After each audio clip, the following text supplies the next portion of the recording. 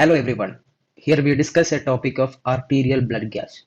Today, the overview for the topic is maintenance of body pH, collecting the arterial blood gas sample, the normal values, the assessment of oxygenation, types of acid-base disorder, single disorders, mixed disorders, stepwise analysis of acid-base disorder. Let's start the maintenance of body pH. There are three mechanisms for maintaining body pH. One is chemical buffer, second one is the lungs, third one is kidney. So these are the three mechanisms which helping the body maintaining the body pH buffering system. First one, the chemical buffers. They act immediately. So bicarbonate and carbonic acid are the most important buffers. Also proteins, hemoglobin, phosphate, sulfate. So how bicarbonate act as a buffer? H plus plus HCO3 minus form carbonic acid, which is a weak acid. This H plus is a strong acid. Okay, so this H plus is strong and bicarbonate addition forming the weak acid, that is carbonic acid. When there is decrease in pH, that is acidic nature, the equation will shift towards right. So when the pH decreases, the strong acid increases. So the equation will move towards right, forming a weak acid, thus reducing the acidity of H plus and equilibrizing or buffering the excess acid and maintaining the pH.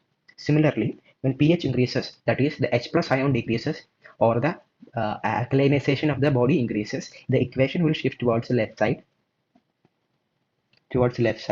and form the strong H plus acid. So such the equilibrium or the buffering system is maintained. To this one, strong acid, weak acid, strong acid, weak acid. Similarly, shifting happens in these equations also. So this is the phosphoric acid.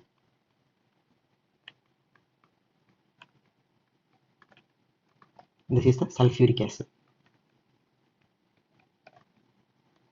So next buffering system from the chemical buffer is protein. So in protein, what does it? Proteins are negatively charged ions. See, they are negatively charged ions.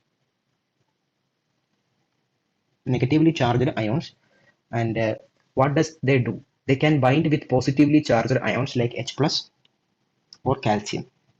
See, when the pH decreases, that is whenever there is more H plus in the blood, the H plus, these protein bind more with H plus and compromising the excess H plus and maintaining the body pH. So protein bind more with H plus. Similarly, when the pH increase, that is less H plus in blood and more alkaline nature, the H plus, the bounded H plus from protein or the proteins will bind to calcium ions and leaving the H plus ions free in the blood, thus increasing H plus in blood and decreasing the pH, thus making a neutral environment or making the buffering system. And so next comes the hemoglobin. The hemoglobin bind normally with oxygen. Okay, so when pH decreases, the hemoglobin dissociate with oxygen. We know the hemoglobin dissociation curve.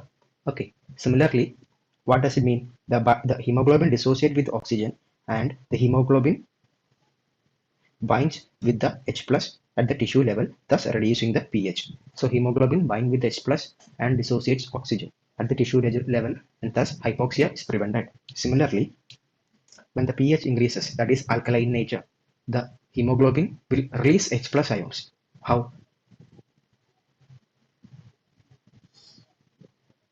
Sorry.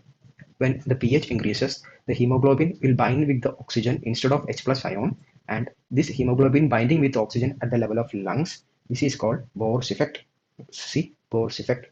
Okay, so what does it mean? If pH decreases, that is acidosis, the hemoglobin bind with H plus and release oxygen. But when pH increases, that is alkalinization, the hemoglobin bind with oxygen and at the level of lungs, this is known as Bohr's effect.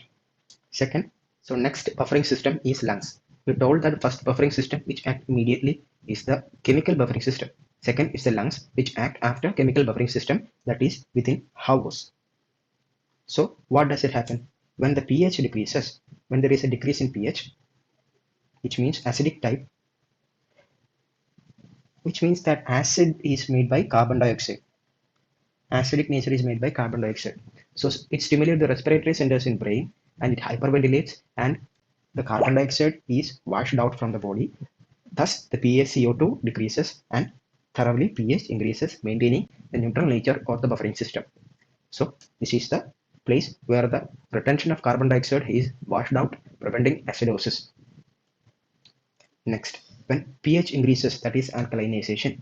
What does it mean? pH increases means we want more of carbon dioxide should be preserved in the lungs or the body to get form in the acidic nature. So it depresses the respiratory centers and it hypoventilate, causing carbon dioxide retention, resulting in increased PCO2 and causing acidosis. So this is the lung mechanism which act after chemical mechanism, and the lung mechanism act within hours. The third one is kidney. Kidney is only slow acting buffering system which take about 48 hours to act. So these act via proximal tubules as well as distal tubules of the kidney. You can see here the proximal tubules of the kidney as well as there are distal tubules of the kidney. The proximal tubule and the distal tubule. What does it occur? Suppose the pH decreases, which means there is acidosis. The PCT will reabsorb bicarbonate from the tubules, that is lumen, and try to maintain the body pH. The DCT will start excreting H plus ion to the body, trying to maintain the body pH by removing excess H plus. But there comes a problem that the excreted H plus ions from the DCT are diffusible. Very important. They are diffusible. Diffusible means they can be reabsorbed back to the body, creating more acidotic nature.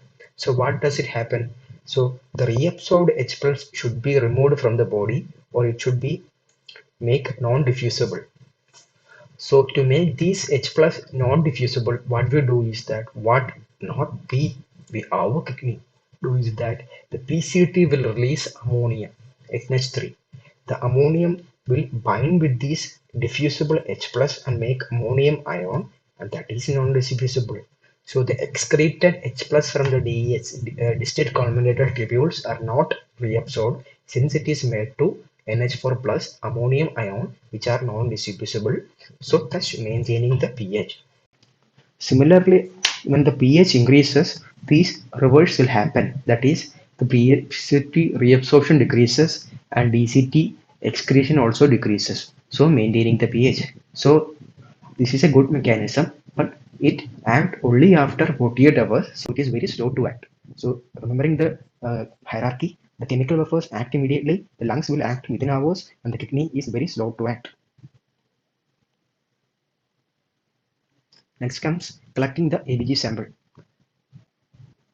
So for taking ABG, we need a gloves, sterile, a gauze, local anesthetic, including syringe and needle, alcohol wipe, tape, ABG needle. Next, we are performing the Allen's test to look for the circulation, whether there is both ulnar and radial artery are patent for circulation. Apply pressure to the radial and ulnar artery equally and ask him to make the fist and release it slowly. Release the pressure on the ulnar artery slowly. See the changing of the color. Color should return to the entire hand within 5 to 15 seconds with adequate ulnar blood supply. Pale to pink. Palpate the radial pulse, assess its course.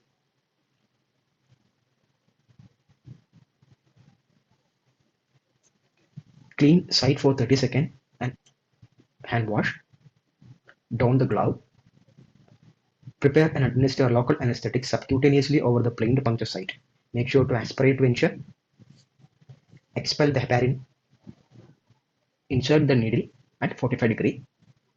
Observe flashback of the blood like a gush of blood. Allow syringe to self-refill. Remove needle and apply immediate firm pressure, otherwise it will bleed. Encase needle, safe card. Remove needle. Dispose of shaft immediately. Attach cap to ABG syringe. Collecting the ABG sample, we saw the video. Always take sample before oxygen supplementation. The radial artery is more preferred than brachial, then you go for femoral. The 22 gauge needle is used, flushed with heparin. How we know that it's an artery? We told that the artery, there is a flash of blood, pulsation, autofilling of the syringe. We just saw.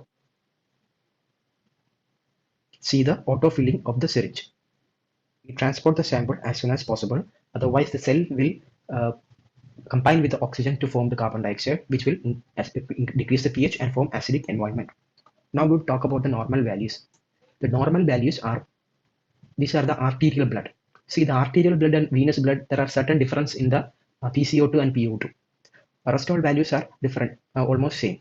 For example, if in a case of diabetic ketoacidosis patient, if you want to check whether the compensation has happened, you can go for VBG also rather than ABG. Of course, if there is an arterial line, then you can go for ABG. So the parameters first is pH. The arterial blood, the pH is 7.35 to 7.45. For calculation purpose, we take it as 7.4. Next, the PCO2 is 35 to 45 millimeter of Hg. For calculation purpose, we take it as 40. The oxygenation, the PO2 is more than 80. The bicarbonate is 22 to 26. For calculation, we take it as 24. The saturation is 100. Next comes the venous blood. Similarly, the pH is bit less compared to arterial blood. That is 7.31 to 7.41. The PCO2 is 41 to 51. The PO2 is 30 to 40. The bicarbonate is 22 to 29. And the saturation is 75. Next step, the assessment of oxygen. You look at the PO2 and saturation. PO2 normally is more than 80 in an arterial blood gas sample, and PaO2 less than 60 are suggestive of hypoxia. Usually the saturation is 100%. Next, you look at the PaO2 by FiO2 ratio. The PaO2 by FiO2 ratio, the fraction of oxygen. FiO2 is fraction of inspired oxygen. Normally it is 0.21 to 1. The ratio is 1:400 to 1:500. How it come? You see, by 80 divided by 0.2, you can see that if it is 100% divided by 0.2, that forms. So anything less than 1:400, there is a ventilation coefficient mismatch at the lungs, and there is a diffusion defect at the level of alveoli, or there is an intracardiac shunt. Anything less than 1:300 is always an ARDS. Next, we have AA gradient, that is partial pressure of alveolar oxygen minus partial pressure of arterial oxygen. See, the partial pressure of alveolar oxygen minus partial pressure of arterial oxygen gradient. So we find the gradient by an equation called, this is an equation where it is found by the FiO2, that is the inspired oxygen fraction, into the partial pressure of atmosphere minus partial pressure of water minus partial pressure of carbon dioxide by 0.8 minus partial pressure of oxygen. For room air, we can come to the concluded equation as 150 minus PaCO2 by 0.8. Normal alveolar arterial gradient for a 20-year-old person is 5 millimeter of Hg, which increases to 10 millimeter of Hg in a 30-year-old person. So whatever alveolar arterial gradient more than 20 or equal to 20 at any age is abnormal. How? The alveolar, if the alveolar oxygen is high and the arterial oxygen is low, there is a huge difference, so the value increases. So if the value increases means the oxygen coming from the alveoli to the artery is very less. So there is something problematic in the diffusion area. So that is abnormal here. So the alveolar air, whatever alveolar oxygen is there, should reach the artery with some compromisation, not too much. So always the value should be less. Okay. If it is more than 20, that is told that it's abnormal.